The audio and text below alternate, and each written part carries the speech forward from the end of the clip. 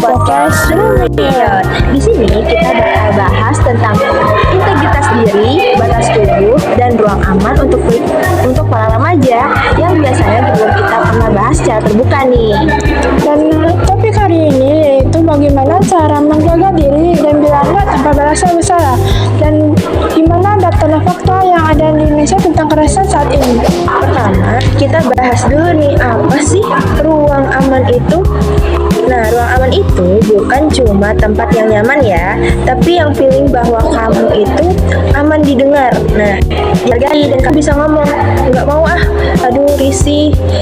Ya, jangan sampai kamu ngerasa takut orang itu tersinggung.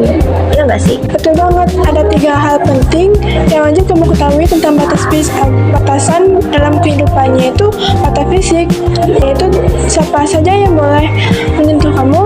Yang kedua yaitu batas emosional, siapa saja yang boleh tahu tentang pribadi kamu. Dan batas digital, tentang password, galeri, atau lainnya yang milik kamu sendiri. Nah, ya kan, seringkali remaja bingung, apakah mereka punya hak menolak? Jawabannya punya banget, cuman intinya itu dari integritas diri kita gitu. Kamu punya kuasa penuh atas tubuh dan ruangmu, jadi jangan takut orang lain itu tersinggung, itu hak kamu.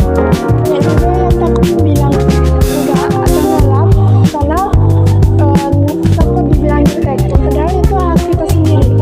Nah, ada 3 cara yang bisa kalian praktekin nih. Yang pertama, kalian bisa nolak langsung secara tegas, aku tuh nggak nyaman atau aku tuh risih, janganlah kayak gini gitu kan. Nah, yang kedua, penjelasan singkat, maaf ya itu kayaknya terlewat deh, itu lewat batas gak sih gitu. Nah, yang ketiga, bisa kalian kalau mereka maksa, kalian bisa bilang kayak ulang aja lagi, kalian ngomong aku bilang enggak ya enggak gitu. Itu bukan berarti kalian tuh jahat atau kayak enggak punya empati, tapi itu tuh emang kamu tuh bagus buat perlindungan diri kamu sendiri gitu. Itulah integritas. Betul sekali ini. Memang cara-cara itu memang suatu hal yang wajib kita lakukan jika untuk menolak. Nah, banyak juga yang mikir bahwasanya pelecehan itu cuma terjadi di tempat-tempat yang sepi, yang gelap, atau jauh dari pemukiman. Nah, padahal kan justru sebaliknya, kasus paling banyak itu tuh terjadi di tempat yang dianggap aman, kayak misalnya nih sekolah, kampus, terus bahkan circle pertemanan sekalipun. Makanya kalau kita masuk ke segmen ada nih bahas dari segmen berita, salah satu berita yang biar kamu ngerti atau paham situasi sebelumnya itu seperti apa. Nah, situasi sebelumnya ini terdapat ada 5 berita. Yang pertama itu kita mulai dari berita 1 hard news. Nah, KPAI itu kasus kekerasan di sekolah meningkat. KPAI mencatat 6 kasus kekerasan di sekolah yang menyebabkan korban meninggal dalam 2 bulan terakhir. Sepanjang 2025 ada 26 anak yang mengakhiri hidup akibat bullying dan kekerasan. Nah, kemudian berita kedua, yaitu tips news. Nah, Kompas melaporkan bahwa 861 kasus kekerasan anak terjadi di lingkungan sekolah, mulai dari bullying, kekerasan seksual, dan kekerasan psikis. Tidak hanya itu, di berita ketiga, edukasi news, Museum HAM Munir di Malang dikunjungi pelajar untuk memahami isu keadilan, kekerasan, dan banyak integritas. Banyak sekolah menjadikannya destinasi edukasi wajib.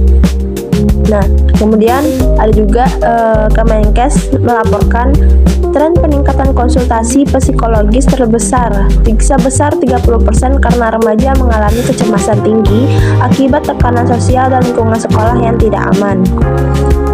Nah, terakhir, banyak sekolah membuat zona aman remaja setelah viralnya kampanye Ruang Aman Remaja yang mendorong siswa melapor saat mengalami pelecehan atau tekanan sosial.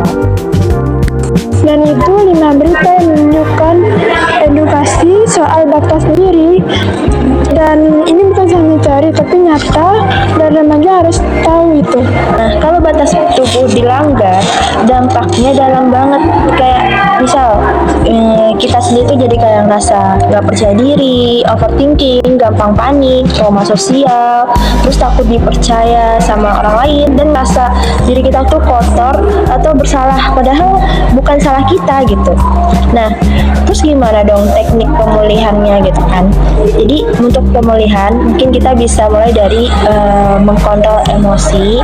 Yang kedua, kita cari orang 4 atau 2 orang yang aman buat cerita sama kita atau kita cerita sama mereka. Nah, terus ketiga baru kita healing.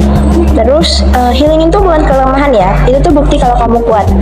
Misal kamu mulai dari hobi kamu, misalnya kamu suka dengar musik, baca buku, senyamanmu aja, jangan peduliin apa kata orang. Hey, terima kasih udah dengerin podcast Rumion. Semoga kalian makin tahu cara lindungi diri, makin berani ngomong enggak, dan makin paham kalau integritas itu identitas kita sebagai remaja.